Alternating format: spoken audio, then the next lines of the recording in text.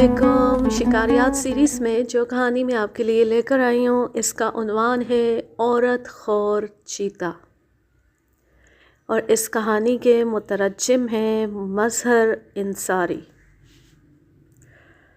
लड़की के कड़े और चूड़ियाँ उसके सर के करीब बिखरी हुई थीं और खून आलूद कपड़े नंगी लाश पर चीथड़ों की तरह लिपटे हुए थे।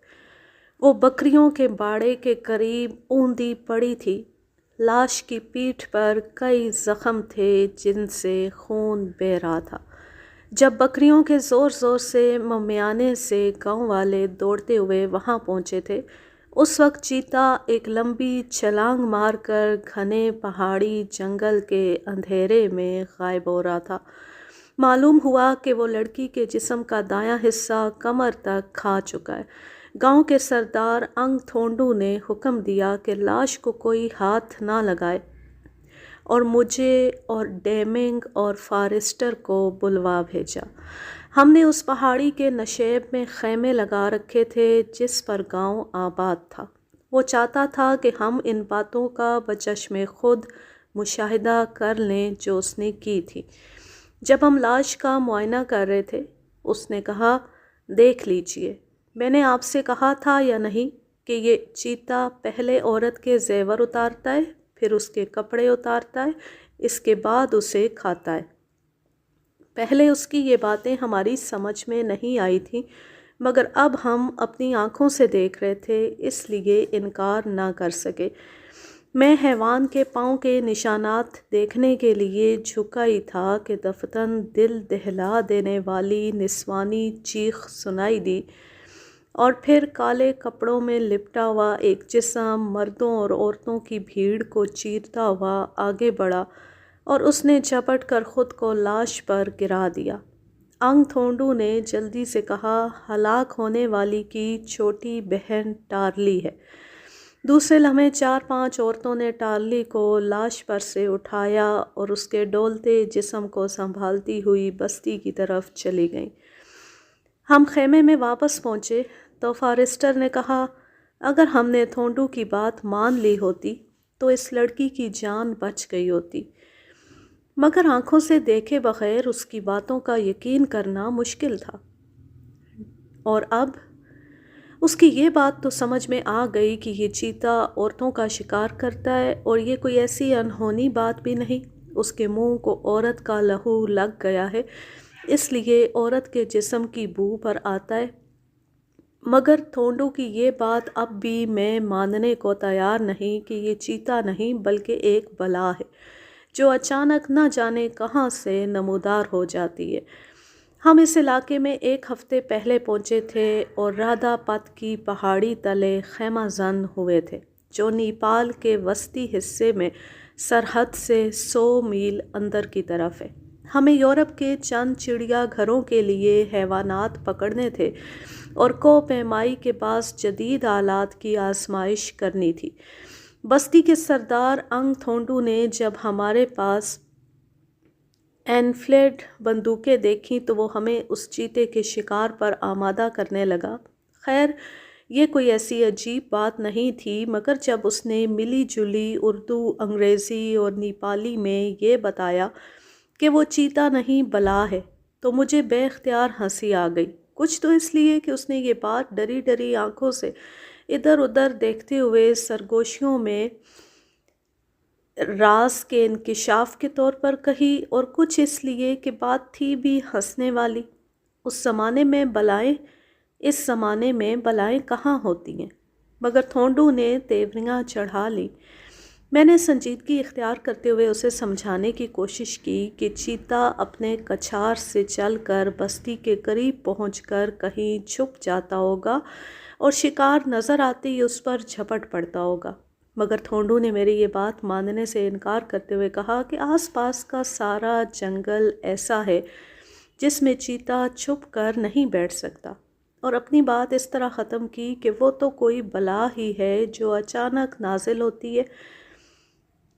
उस वक्त वो बड़े मैनी खेज अंदाज से सर हिला रहा था। अगले दिन सुबह ही थोंडू हमारे खेमे में पहुंच गया।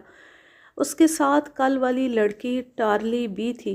میں نے دیکھا کہ وہ بڑی حسین لڑکی ہے، غزالی آنکھیں، لمبے لمبے بال، بھرے بھرے سرخ ہونٹ، چھوٹے چھوٹے ہموار خوش نما دانت، مخملی جلد، تانبے جیسا رنگ اور سڈول گوری گوری کلائیوں میں پہاڑی وضع کے خوبصورت طلائی کنگن۔ تھونڈو اپنے ہمراہ 2 کتے بھی لایا تھا جن کے لمبے لمبے نوکیلے کانوں اور چھوٹی چھوٹی آنکھوں سے ظاہر ہو رہا تھا کہ ریچھ کے شکار کے لیے پلے ہوئے ہیں۔ کہنے لگا، یہ تعاقب کرنے میں ہوا سے باتیں کرنے لگتے ہیں، بتائیے اب آپ برفانی چیتے کا شکار کب شروع کر رہے ہیں؟ اس کا نام برفانی چیتا اس لیے پڑا تھا کہ وہ بالکل سفید تھا۔ میں نے کہا، ایک بکرا بھی تو لاؤ، اسے بلانے کے لیے ایک بکرا بھی تو باندھنا پڑے گا۔ اس نے ٹارلی کی طرف اشارہ کرتے ہوئے کہا، یہ کہتی ہے چیتا انسان کی بو پر آتا ہے، میں جنگل میں کھڑی ہو جاؤں گی۔ کیا یہ اپنے آپ کو چیتے کو کھلانا چاہتی ہے؟ تھونڈو نے سر ہلایا، جی ہاں، چیتا شکار آدھا کھا کر چھوڑ جاتا ہے، باقی پھر کھانے آتا ہے، مگر اس مرتبہ شاید نہ آئے۔ بکریوں نے شور مچا کر گاؤں والوں کو بلا لیا تھا، البتہ ٹارلی جنگل میں کھڑی ہوگی تو وہ اس کی بو پر ضرور آئے گا۔ یہ چیتے کو مروانے کے لیے اپنی جان قربان کرنے کو تیار ہے۔ ٹارلی سینہ تان کر بولی، ہاں، میں جان دینے کو تیار ہوں۔ میں نے اس کی طرف احترام کی نظروں سے دیکھتے ہوئے کہا، تم بڑی بہادر لڑکی ہو، لیکن تمہاری جان کی ضرورت نہیں پڑے گی، ہم چیتے کو اس کے بغیر ہی مار ڈالیں گے۔ مگر ٹارلی نہ مانی۔ تھونڈو نے سمجھایا، بڑی بوڑھی عورتوں نے ڈرایا، مگر وہ اپنی بات پر اڑی رہی اور جب زیادہ کہا گیا تو پلک جھپکتے میں نہ جانے کہاں سے ایک خنجر نکال لیا اور انگاروں کی طرح دہکتی ہوئی آنکھوں سے ہمیں گھور کر بولی، میں اس سے چیتے کو ماروں گی۔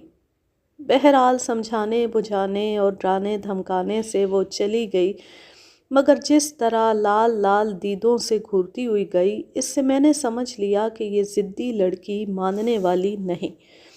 شام ہونے سے تھوڑی دیر پہلے ہم اس مقام کی طرف روانہ ہو گئے جہاں ٹارلی کی بہن ہلاک ہوئی تھی۔ معلوم ہوا تھا چیتا جھٹپٹے کے وقت حملہ کرتا ہے۔ ہم سورج چھپنے سے پہلے ناکہ بندی کر لینا چاہتے تھے۔ وہاں پہنچ کر میں نے فارسٹر کو کتوں سمیت وادی میں بھیج دیا تاکہ چیتے کو مغالطہ دیا جا سکے، اور ایک بکرے پر مقتول لڑکی کا خون مل کر اسے ایک درخت سے باندھ دیا۔ ڈیمنگ شمال کی جانب 100 گز دور ایک غار کے منہ پر جا بیٹھا اور میں جنوب کی طرف ایک چٹان کی اوٹ میں چھپ کر کھڑا ہو گیا۔ وہ ڈھلوان چٹان جس سے ہمارے اندازے کے مطابق چیتے کو حملہ کرنا تھا، میرے دائیں ہاتھ پر تھی۔ میں نے اور ڈیمنگ نے درمیانی علاقے کو ضبط پر لے لیا تھا۔ بکروں نے ڈر کر بھیں بھیں شروع کر دی تھی، باڑے کی بکریاں ممیا رہی تھیں، دور سے فارسٹر کے کتوں کے بھونکنے کی آوازیں بھی آ رہی تھیں۔ میں دھڑکتے ہوئے دل کے ساتھ چیتے کی تاک لگائے بیٹھا تھا۔ سورج چھپ چکا تھا، لمبی لمبی گھاس ہوا نہ ہونے کی وجہ سے ساکت کھڑی تھی۔ میری نظریں دائیں جانب کی چٹان پر جمی ہوئی تھیں۔ انگ تھونڈو نے بتایا کہ چیتے کا رنگ بے داغ سفید ہے اور وہ چھلانگ مار کر شکار پر جھپٹنے سے پہلے بہت ہی آہستہ آہستہ قدم اٹھاتا ہے۔ میری آنکھیں کسی آہستہ آہستہ ہلنے والے دھبے کی تلاش میں تھیں۔ دفتن گھاس ہلی۔ میں نے فوراً رائفل سنبھال لی۔ پہلے تو یہی گمان گزرا کہ گاؤں کا کوئی آدمی ہے، مگر پھر یاد آ گیا کہ گاؤں کے سب مردوں اور عورتوں کو تھونڈو نے ادھر آنے سے منع کر دیا ہے۔ مجھے یقین ہو گیا کہ جس کے حرکت کرنے سے گھاس ہلی ہے وہ چیتا ہی ہے۔ چند منٹ میں ایک پستہ ٹیکرے کی شکل جو چٹان کے اس طرف تھا یکا یک بدل گئی، اس پر ایک کوہان سا بن گیا، حالانکہ پہلے نہیں تھا۔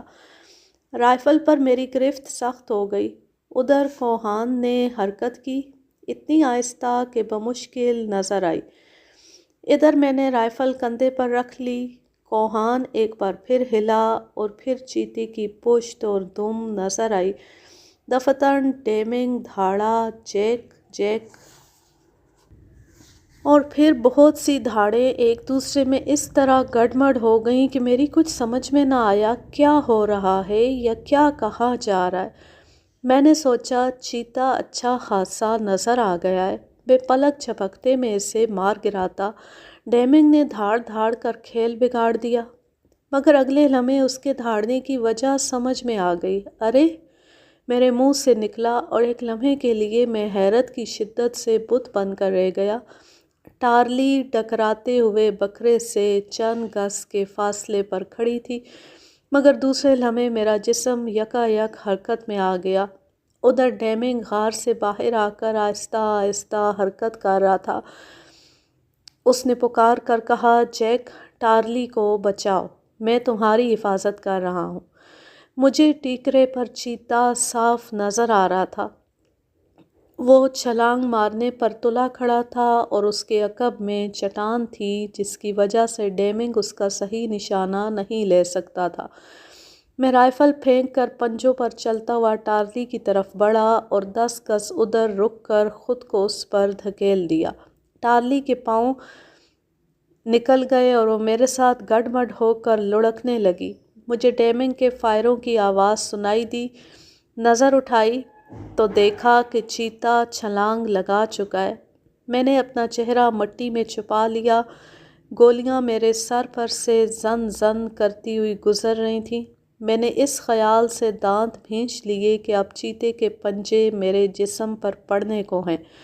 پھر چیتے کے چنگاڑنے کی آواز کان میں پڑی جو میرے عین عقب سے آئی تھی، اور پھر اسے 2 گز پرے گرتا دیکھا۔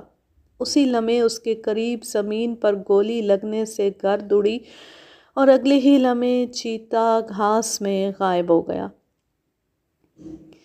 میں نے ایک لمبا سانس چھوڑ کر ٹارلی کے جسم کی بو کو نتنوں سے خارج کیا جو میرے جسم سے چمٹی ہوئی تھی، پھر اٹھ کھڑا ہوا اور اسے بھی سہارا دے کر کھڑا کیا۔ ڈیمنگ دوڑتا ہوا آیا۔ وہ بری طرح ہانپ رہا تھا۔ نشانہ خطا ہو گیا۔ پھر اس نے ٹارلی سے پوچھا، کیا یہ خون چیتے کے پنجے مارنے کی وجہ سے نکل رہا ہے؟ اس کی نظریں ٹارلی کے بازوؤں پر تھیں جو خون سے چپچپا رہے تھے۔ یہ خون اس کے کہلوں کے ان زخموں کا تھا جو رس رہے تھے۔ ٹارلی ہنس دی، پھر گھاس میں سے ایک خنجر نکال کر دکھاتے ہوئے بولی، یہ زخم میں نے اس خنجر سے خود لگائے تھے تاکہ چیتا خون کی بو پر آئے۔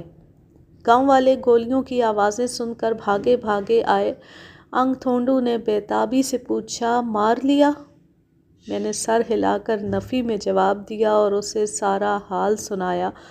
وہ بہت جز بز ہوا۔ چیتے کے پاؤں کے نشانات پر کچھ دور تک جا کر واپس آیا اور کہنے لگا، اس کے راستے پر خون کے چکتے نظر آ رہے ہیں۔ وہ یقیناً زخمی ہو گیا ہے اور اب وہ زیادہ خوفناک حملے کرے گا۔ ہم اس کا تعاقب کر کے ابھی ختم کر ڈالتے ہیں، حملوں کی نوبت ہی نہیں آئے گی۔ ہاں ہاں، ایسا ہی کیجیے، ورنہ ڈر ہے کہ وہ ہمارے گاؤں کی ایک ایک عورت کو ہلاک کر ڈالے گا۔ لیکن تعاقب کرنے میں یہ بات دھیان میں رکھیے کہ یہ چیتا صرف خونخوار ہی نہیں، بڑا عیار حیوان بھی ہے۔ آپ کی گھات میں رہے گا اور اچانک حملہ کرے گا۔ آپ سمجھتے رہیں گے کہ ہم چیتے کا شکار کر رہے ہیں، مگر اس کے حملہ آور ہونے کے بعد یہ نتیجہ نکالنے پر مجبور ہوں گے کہ چیتا آپ کا شکار کر رہا تھا۔ اسے تو ہم دیکھ لیں گے، مگر تم ٹارلی کو باندھ کر رکھو، اس کے زخموں کی مرہم پٹی کراؤ اور اسے گھر سے نکلنے نہ دو، ورنہ یہ خود کو ہلاکت میں ڈال لے گی۔ خیمے میں واپس پہنچ کر ہم نے کوہ پیمائی کا ساز و سامان ساتھ لیا اور چاندنی رات میں پہاڑ پر کافی بلندی تک چڑھ جانے کے بعد وہاں خیمہ لگا کر اس میں سو گئے تاکہ دوسرے دن صبح شمال کی جانب چیتے کے کچھار کی طرف بڑھنا شروع کرے۔ وہ جگہ جہاں ہم نے خیمہ نصب کیا 12,000 فٹ کی بلندی پر تھی اور وہاں سے عمودی چڑھائی شروع ہوتی تھی۔ ہم نے باقی سامان خیمے میں چھوڑ کر صرف نائلون کی رسی، سلاخیں، میخیں، برف کاٹنے کی آری اور کیلوں دار جوتے ساتھ لیے تاکہ زیادہ بوجھ نہ ہو۔ اس کے بعد خدا کا نام لے کر چڑھائی شروع کر دی۔ 500 فٹ آگے جا کر معلوم ہوا کہ برف ہی برف ہے۔ ہم نے کیلوں دار جوتے پہن لیے۔ 10 بجے تک ہم 13,000 فٹ کی بلندی تک پہنچ گئے۔ یہاں ایک پھسلنی پہاڑی کی چوٹی کے تلے پلیٹ فارم جیسی ایک ہموار سطح تھی جو ایک نشیب کے گردا گرد چلی گئی تھی۔ ہم تینوں نے اپنی اپنی کمر کے گرد رسی اس طرح باندھی کہ ایک دوسرے سے بندھ گئے اور اس پھسلنی پہاڑی پر چڑھنا شروع کر دیا۔ فارسٹر آگے تھا۔ وہ آری سے برف کی دبیس تہ کو کاٹ کر اس میں موکھا کرتا اور میخ ٹھونکتا جاتا تھا۔ ہم ان میخوں پر پاؤں رکھ رکھ کر چڑھتے جاتے تھے۔ دفتن ایک منظر ایسا دکھائی دیا کہ ہم تینوں چڑھائی کو روک کر پہاڑوں کو حیرت سے تکنے لگے۔ پہاڑ میں سیڑھیاں بنی ہوئی تھیں۔ میں نے رسی میں لٹکے لٹکے پلٹ کر دیکھا۔ ہمارے عین نیچے رادھا پت کی بستی تھی اور بستی اور پہاڑی پر مشتمل منظر میں یہ چٹانی سیڑھیاں ایسی نظر آ رہی تھیں جیسے انہیں کسی دیو نے اس غرض سے تراشا ہے کہ چند قدم لے کر آنن فانن بستی میں اتر سکے۔ میرے ذہن میں ایک خیال پیدا ہوا۔ چیتا ان سیڑھیوں سے منٹوں کے اندر اندر بستی میں اتر کر کسی نہ کسی عورت پر حملہ کر دیتا ہے۔ اس کے لیے چند چھلانگوں میں ساری سیڑھیاں طے کر لینا بالکل آسان ہے۔ اس سے گاؤں کے لوگ یہ سمجھنے لگے ہیں کہ حملہ آور چیتا نہیں، کوئی بلا ہے جو چیتے کے روپ میں نازل ہوتی ہے۔ معلوم ہوتا ہے فارسٹر اور ڈیمنگ کے ذہنوں میں بھی اس لمحے یہی خیال گزر رہا تھا۔ فارسٹر نے مجھے اشارے سے یہ سیڑھیاں دکھا کر کہا، سمجھے ان کا مطلب؟ ڈیمنگ میرے کچھ کہنے سے پہلے ہی بول اٹھا، انگ تھونڈو کی دوسری بات بھی درست معلوم ہوتی ہے۔ کس طرح؟ ہم اس کی یہ بات جھوٹ سمجھ رہے تھے کہ چیتا اچانک نمودار ہو کر حملہ کر دیتا ہے۔ ان سیڑھیوں سے اس کے اچانک نمودار ہونے کی تصدیق ہو رہی ہے۔ فارسٹر بولا، گاؤں والوں کی اس بات کو تم نے ان کا وہمہ سمجھا تھا، مگر اب معلوم ہو گیا یہ وہمہ نہیں ہے۔ انگ تھونڈو کی بات اس حد تک تو درست ثابت ہو گئی کہ چیتا اچانک ظاہر ہو کر کسی عورت پر حملہ کر دیتا ہے، لیکن یہ خیال کہ اس بنا پر حملہ کرنے والا وجود کوئی بلا ہے ان سیڑھیوں ہی سے غلط ثابت ہو گیا، اور یہ بھی ہو سکتا ہے کہ چیتے کے اچانک نازل ہونے کا سبب یہ سیڑھیاں نہیں بلکہ کچھ اور ہو۔ وہ کس طرح؟ اس طرح کہ اب تک کسی نے چیتے کو ان سیڑھیوں سے بستی پر اترتے اپنی آنکھوں سے نہیں دیکھا، کیونکہ اگر دیکھا ہوتا تو اسے بلا نہ سمجھا جاتا۔ مگر بہرحال ہم ان سیڑھیوں کو نظر انداز نہیں کر سکتے کیونکہ یہ چیتے کے کچھار اور بستی کے درمیان واقع ہیں۔ کل چیتے نے تم پر جو چھلانگ ماری تھی، اس کے پیش نظر تو یہ ثابت ہے کہ وہ انہی سیڑھیوں سے اترتا ہے، اور اس وقت بھی اگر ہم پر حملہ کرے گا تو انہی سیڑھیوں سے کرے گا۔ گویا ہو سکتا ہے کہ وہ اس وقت ان سیڑھیوں کے آس پاس ہماری گھات میں بیٹھا ہو، تو پھر ہمیں چاہیے کہ اسے اپنے اوپر حملہ آور ہونے کا موقع دیے بغیر اس کا سوراخ لگا کر موت کے گھاٹ اتار دے، جس کے لیے برف پر اس کے خون کے دھبے تلاش کرنے چاہیے۔ یہ منصوبہ بنا کر ہم پلیٹ فارم سے چوٹی کی طرف بڑھنے لگے۔ پہاڑ ایک اونچی فصیل کی شکل کا تھا، چنانچہ جلد ہی معلوم ہو گیا کہ اس پر چڑھنا کارِ دارد ہے۔ ایک تو اس رخ دھوپ نہیں تھی، اس لیے منظر صاف دکھائی نہیں دے رہا تھا، دوسرے اچانک طوفانی ہوا کے جھکڑ چلنے لگے۔ کبھی کبھی تو ایسا معلوم ہونے لگتا کہ ہم اڑ کر کسی کھڈ میں جا گریں گے۔ چڑھائی اتنی کٹھن تھی کہ ہر چند منٹ بعد دم لینے کے لیے رکنا پڑتا اور لمبے لمبے سانس کھینچ کر جسم میں توانائی دوڑانی پڑتی۔ چٹان پر چڑھی ہوئی برف کی موٹی تہ میں موکھا کر کے کیل ٹھونکنا ہی کچھ کم دشوار نہیں تھا، لیکن رسی کے سہارے اوپر اٹھ کر اس موکھے میں قدم جمانا اس سے بھی زیادہ دشوار تھا، کیونکہ اس دوران پھیپھڑوں پر چھری سی چلنے لگتی تھی۔ آخر ہم جوں توں کر کے اس چوٹی پر پہنچ گئے۔ فارسٹر آگے تھا، اس لیے سب سے پہلے وہی اس پر چڑھا۔ اگلے لمحے ہمیں اس کا نعرہ سنائی دیا، یہاں خون کے دھبے نظر آ رہے ہیں۔ ڈیمنگ نے بھی خوش ہو کر نعرہ مارا، گویا چیتا یہاں سے گزرا ہے۔ مگر کیا ضروری ہے کہ جو حیوان گزرا ہے وہ چیتا ہی ہو؟ صرف خون کے نشان ہیں، پنچوں کے تو نہیں، چیتا ہی ہے، اس کے سوا اور کوئی حیوان نہیں ہو سکتا۔ میں نے اس کی جانب دلچسپی سے دیکھا، وہ حیوانات پر سند مانا جاتا ہے۔ اس نے کہا، منجمد برف کی سخت سطح پر چیتے کے پاؤں کے نشانات نہیں پڑا کرتے۔ جن حیوانوں کے کھر نوکیلے ہوتے ہیں، نشانات صرف انہی کے پاؤں کے پڑا کرتے۔ چوٹی پر چڑھ کر معلوم ہوا کہ وہ ایک اچھی خاصی سطح مرتفع ہے، اس پر خون کے دھبے دور تک چلے گئے تھے۔ ہم ان پر چلتے رہے۔ آگے ایک اور چٹان سی آئی جو نیچے سے نظر نہیں آتی تھی۔ یہ ایک پلیٹ فارم کی شکل میں پہاڑ کے جنوبی حصے کی طرف چلی گئی تھی۔ ایک جگہ 20 فٹ تک صرف 6 انچ چوڑی ہوگی۔ ہم کو اس کے اس ٹکڑے سے سلامتی کے ساتھ گزرنے کے لیے بلا مبالغہ پھونک پھونک کر قدم رکھنے پڑے۔ اس سے آگے نکل کر چٹان کافی پھیل گئی۔ چیتے کے خون کے دھبے برابر نظر آتے رہے، مگر دفعتاً ایک مقام ایسا آیا کہ ہم تینوں حیران و ششدر کھڑے رہ گئے۔ ہمارے سامنے ایک خوفناک ترین عمودی ڈھلان تھی، جس کی اترائی کم سے کم بھی 100 گز تھی، اور یہ اترائی جس پہاڑی سطح پر کرنی تھی وہ اتنی کھردری تھی کہ سنگین چھریوں کی نوکوں کا بستر نظر آ رہی تھی۔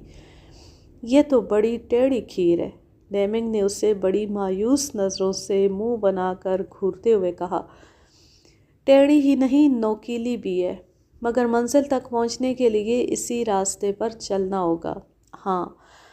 فارسٹر نے جھٹ پٹ ایک لمبی رسی کے ایک سرے میں برف کاٹنے کی آری باندھ کر اس کا دوسرا سرا مجھے تھماتے ہوئے کہا، اور اس سفر کا آغاز میں کرتا ہوں کیونکہ میں تم دونوں سے دبلا ہوں،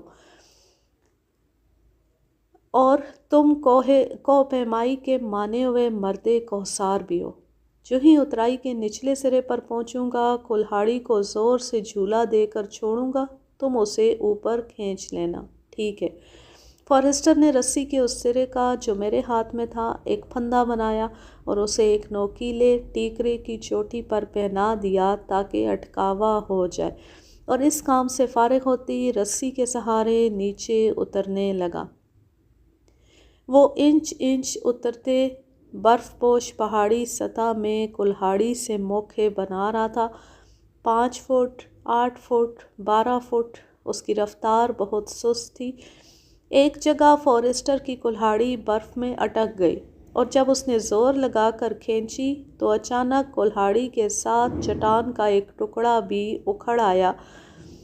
فارسٹر نے برف کی دبیس دیکھ ایک موقع میں قدم ٹکا رکھا تھا، مگر اب جھٹکا کھا کر گرنے لگا۔ اس نے دوبارہ کلہاڑی پوری قوت سے برف پر ماری تاکہ اس میں گڑ جائے، مگر برف اتنی سخت تھی کہ کلہاڑی کا منہ پھر گیا۔ فارسٹر بے سہارا ہو گیا۔ اس نے اپنے خالی ہاتھ سے چٹان پر اندھا دھند جھپٹے مارنے شروع کیے تاکہ پکڑنے کے لیے کچھ ہاتھ آ جائے۔ ڈیمنگ نے جو اس منظر کو آنکھیں پھاڑے دیکھ رہا تھا ایک کراہ کے ساتھ کہا، خدا رحم کرے۔ ادھر فارسٹر جھپٹے مارنے میں ناکام ہو جانے کے بعد ایک گھٹی گھٹی سی چیخ مار کر فضا میں پچھاڑ کھا کر گرا۔ ایک لمحے بعد نائلون کی رسی فارسٹر کے گرنے کے زبردست جھٹکے سے ٹوٹ گئی۔ میں نے فوراً جھک کر اترائی کی طرف دیکھا۔ رسی کہیں اور اٹک گئی تھی، اس لیے فارسٹر گھنٹے کے لنگر کی طرح جھول رہا تھا۔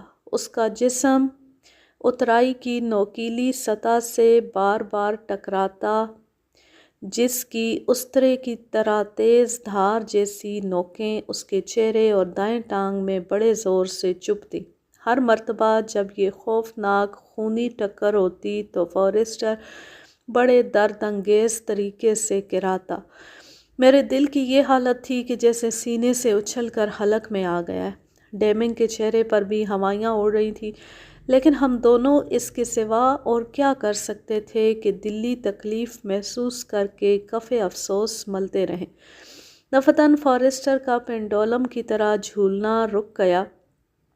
میں نے فوراً جھک کر نیچے دیکھا کہ اس کا سبب کیا ہے۔ رسی چٹان سے ٹوٹنے کے بعد میری کمر کے گرد لپٹی ہوئی تھی۔ میں نے اضطراب اور پریشانی کی حالت میں بغیر جانی رسی کو اس وقت اپنی کمر سے لپیٹ لیا تھا جب یہ ٹوٹتی نظر آئی تھی۔ فارسٹر اسی بنا پر نیچے نہیں گرا تھا۔ اس بات کا احساس ہوتی کہ ہم فارسٹر کی جان بچا سکتے ہیں، میں نے اور ڈیمنگ نے جلدی جلدی فارسٹر کو اوپر کھینچا۔ اس کی جو بری ہیئت بن گئی تھی اس پر ہم دونوں کے دل رونے لگے۔ اس کے آدھے دانت ٹوٹ چکے تھے اور چہرہ کیمے کی طرح لگ رہا تھا۔ دائیں ٹانگ مڑ کر پتلون کی موری کے اندر گھس گئی تھی۔ جب اسے پھاڑ کر ٹانگ کی حالت دیکھی تو معلوم ہوا کہ کھال کے چیتھڑے اڑ چکے ہیں جن میں ٹوٹے ہوئے ٹخنے کی کرچیاں پھنسی ہوئی ہیں۔ میں نے اسے ایمونیا سنگھا کر ہوش میں لانے کی کوشش کی جو کامیاب نہیں ہوئی۔ فارسٹر کے پاس جو رائفل تھی وہ اس کے ہاتھ سے چھوٹ کر گر چکی تھی۔ میں نے اپنی رائفل کی نالی خالی کر کے اس سے فارسٹر کی ٹانگ کے لیے پشتے کا کام لیا اور اپنی فرسٹ ایڈ کٹ میں سے مرکیورو کروم نکال کر اس کے چہرے پر ملی۔ اس کے زخموں سے خون بہہ رہا تھا اور اس قدر تیزی سے کہ جیسے کئی بکرے کٹ گئے ہیں۔ ڈیمنگ نے تقریباً رونے والے لہجے میں کہا، اسے جلد از جلد خیمے میں پہنچانا چاہیے۔ پہاڑ کے اس رخ پر جہاں ہم تھے تاریکی ہر لمحے بڑھتی جا رہی تھی اور تیز ہواؤں کے جھکڑوں کا زور بندھتا جا رہا تھا۔ میں نے ڈیمنگ کے اندازے کی تائید کرتے ہوئے فارسٹر کو جلد از جلد خیمے میں پہنچانے کے لیے وہ تدبیریں شروع کیں جو شکاری ایسے موقعوں پر کیا کرتے ہیں تاکہ اس کا صحیح علاج معالجہ ہو سکے، ورنہ اندیشہ تھا کہ وہ چل بسے گا۔ میں نے اس کے کندھوں میں رسی باندھی جس کے دوسرے سرے کو اپنی کمر کے گرد لپیٹا۔ مقصد یہ تھا کہ اسے آہستہ آہستہ نیچے لٹکایا جائے۔ ڈیمنگ جہاں تک اتر سکا وہاں تک پہنچ کر اس نے برفانی تہہ میں موقع بنائے تاکہ اترنے میں آسانی ہو، پھر اوپر آ گیا تاکہ فارسٹر کو لٹکانے میں مجھے جو بوجھ سہارنا پڑے گا اس میں حصہ بٹائے۔ پھر ہم نے فارسٹر کے بے ہوش زخمی جسم کو آہستہ آہستہ اور رسی کو تھوڑی تھوڑی ڈھیل دے کر نیچے لٹکانا شروع کیا۔ میں چٹان پر تھا، مجھ سے کئی گز نیچے ڈیمنگ ایک ٹیکرے پر دونوں ہاتھوں میں رسی پکڑے کھڑا تھا۔ دفتن ایک خوفناک آواز سنائی دی جو اوپر کی طرف سے آئی تھی۔ میرے کان اس قسم کی آوازوں سے خوب آشنا ہیں۔ چیتا آ گیا ہے۔ مڑ کر اوپر کی طرف دیکھا تو صرف 1 گز اوپر سفید براق چیتے کا چہرہ نظر آیا جس کی لال لال ڈراؤنی آنکھیں مجھے بڑے ہیبت ناک انداز سے گھور رہی تھیں۔ میرے مڑتے ہی چیتے نے حملہ کر دیا۔ اس نے بڑی پھرتی اور سرعت سے میرے جسم پر پنجہ مارنا چاہا مگر میں چونکہ غراہٹ سنتے ہی حملے کی روک تھام کے لیے تیار ہو گیا تھا اس لیے فوراً نیچے بیٹھ گیا جس سے اس کا وار خالی گیا۔ اس وقت میرے دائیں ہاتھ میں برف کاٹنے کی کلہاڑی اور بائیں میں وہ رسی تھی جس سے فارسٹر کو نیچے اتارا جا رہا تھا۔ ان دونوں کو میں نے اپنے دونوں پنجوں میں زیادہ سے زیادہ قوت سے دبوچ لیا۔ اب اگلا قدم یہ تھا کہ میں برف پوش چٹان کے موقع میں گڑی میخ پر پاؤں رکھوں تاکہ نیچے اتر سکوں، کیونکہ اترائی شروع کر دینے کے بعد چیتے کا حملہ بآسانی روکا جا سکتا تھا۔ میں نے پاؤں کے نیچے سے میخ ٹٹولی مگر جس کلہاڑی کے ہتھے کو میں نے اپنے بائیں پنجے میں دبوچ رکھا تھا اس کا پھل برف کے اندر گڑا ہوا تھا۔ اگر میں بعجلت نیچے اترتا تو یہ کلہاڑی وہیں چھوڑنی پڑتی، لیکن اسے برف میں گڑا ہوا چھوڑ آنے کی صورت میں بے ہتھیار رہ جاتا جس سے میری موت یقینی ہوتی۔ چیتا مجھ سے صرف گز بھر کے فاصلے پر تھا اور حملہ شروع کر چکا تھا جبکہ میرے دونوں ہاتھ بھرے ہوئے تھے اور میں کندھے پر لٹکی ہوئی رائفل بھی استعمال نہ کر سکتا تھا۔ ایک خیال بجلی کی سی تیزی سے میرے ذہن میں آیا، رسی میخ سے باندھ دوں اور دایاں ہاتھ خالی کر کے اس سے رائفل کندھے سے اتار کر چیتے پر فائر کر دوں۔ میں نے چیخ کر ڈیمنگ کو بتایا کہ ادھر کیا ہو رہا ہے اور اب میں کیا کرنے والا ہوں۔ اس نے جواب میں چلا کر کہا، میں رسی کو اکیلا سنبھال لوں گا۔ میں نے جھک کر رسی کو میخ میں باندھ دیا، پھر سیدھا ہو کر چیتے کے دوسرے جھپٹے سے بال بچا، مگر اس قابل اب بھی نہ ہو سکا کہ رائفل کندھے سے اتار لوں۔ میں چیتے کے مقابلے میں بالکل بے ہتھیار تھا۔ میرے قریب کوئی پتھر بھی نہ تھا جو میں چیتے کو کھینچ مارتا۔ دفتن مجھے دواؤں کی جیبی کٹ کا خیال آیا۔ میں یہ کٹ چیتے کے منہ پر مار سکتا تھا اور اس کے پیچھے ہٹنے کی صورت میں کلہاڑی برف سے نکال سکتا تھا۔ کٹ میرے شکاری کوٹ کی بیرونی جیب میں تھی۔ میں نے اپنا دایاں ہاتھ اس جیب میں ڈال کر کٹ نکال لی، مگر جب اسے چیتے پر پھینکنے لگا تو اچانک خیال آیا کہ اس میں امونیا بھی تو ہے۔ میں نے باکس کو دانتوں سے کھولا اور امونیا نکال کر ہتھیلی پر رکھ لیا۔ اب میں نے کلہاڑی کے قریب ہو کر چیتے کی آنکھوں میں آنکھیں ڈال کر دیکھا۔ اس نے فوراً پنجہ مارا۔ میں اس سے بچ کر چیتے کے اور قریب ہو گیا۔ چیتا یا تو دبکا بیٹھا تھا یا فوراً ہی اٹھ کھڑا ہوا اور ہراتے ہوئے حملہ کرنے کے انداز میں آگے بڑھا۔ میں نے فوراً امونیا اس کی آنکھوں میں جھونک دیا۔ چیتا بڑے زور سے ہرا کر پیچھے ہٹا۔ اسے فوراً چھینکیں آنے لگیں، بار بار ہراتا اور ناک پر پنجہ مارتا تھا۔ میں نے فوراً کلہاڑی برف سے نکال لی اور پھر دائیں ہاتھ سے کندھے سے رائفل اتاری، مگر رائفل وہاں تھی کہاں؟ وہ تو میں نے فارسٹر کی ٹانگ سے باندھ دی تھی۔ او خدا! چند منٹ کے اندر اندر چیتے کا چھینکنے اور ناک سے ہلانے کا دورہ ختم ہو گیا۔ میں نے کلہاڑی سنبھالی جسے رائفل کندھے سے اتارتے وقت ہاتھ سے چھوڑ دیا تھا اور چیتے کو مارنے کے لیے اٹھائی۔ چیتا پیچھے ہٹ کر دیوار سے جا لگا۔ اس کا جسم حملے کے لیے تلا ہوا تھا۔ میں نے ایسا ظاہر کیا جیسے ڈر رہا ہوں اور پیچھے ہٹنے لگا۔ چیتا چھلانگ لگا کر حملہ آور ہوا۔ میں فوراً چت لیٹ گیا اور اپنی دونوں ٹانگیں اس طرح اٹھا لی کہ کلہاڑی والا ہاتھ ان کے درمیان میں تھا۔ جب چیتا مجھ پر آ کر گرا تو میں نے کلہاڑی اس کے سینے پر، دل کے مقام پر پوری قوت سے ماری۔ چیتا اپنے دائیں پنجے سے مجھے ہلاک کرنا چاہتا تھا، لیکن وہ صرف میرا کوٹ پھاڑ سکا اور خود مردہ ہو کر گر پڑا۔ اسے وہیں چھوڑ کر میں اور ڈیمنگ جلدی جلدی پہاڑ سے اتر کر اپنے خیمے میں پہنچے اور فارسٹر کی مرہم پٹی اور دوا دارو کی۔ گاؤں میں لوگ ہمارے منتظر تھے۔ انہیں یقین نہیں تھا کہ ہم اس خوفناک بلا کو جو چیتے کے روپ میں نازل ہوتی ہے ہلاک کر سکیں گے۔ جب ہم نے انہیں بتایا کہ چیتے کے نمودار ہونے کی وجہ کیا تھی تو وہ بڑے حیران ہوئے، اور اگلے دن صبح کو جو آدمی چیتے کو گاؤں میں لانے کے لیے گئے، ان کے ساتھ سارا گاؤں ان سیڑھیوں کو دیکھنے گیا جن سے چیتا اترا کرتا تھا۔ اس کہانی کا ماخذ ہے سیارہ ڈائجسٹ، جون سن 1966۔ اب میں لیتی ہوں آپ سے اجازت۔ جہاں رہیں خوش رہیں، شاد و آباد رہیں، ہنستے مسکراتے رہیں۔ سردیوں کی چھٹیاں ہونے والی ہیں اور چھٹیوں میں میں میکے جاؤں گی کل انشاءاللہ، کل سیکنڈ ٹائم میں چلی جاؤں گی، تو ہو سکتا ہے کہ وہاں سے کہانی آنے میں تھوڑا سا تعطل آئے، کچھ دیر ہو جائے یا کسی دن نہ آ سکے، تو میں پیشگی بتا رہی ہوں آپ کو۔ اللہ حافظ، اللہ نگہبان۔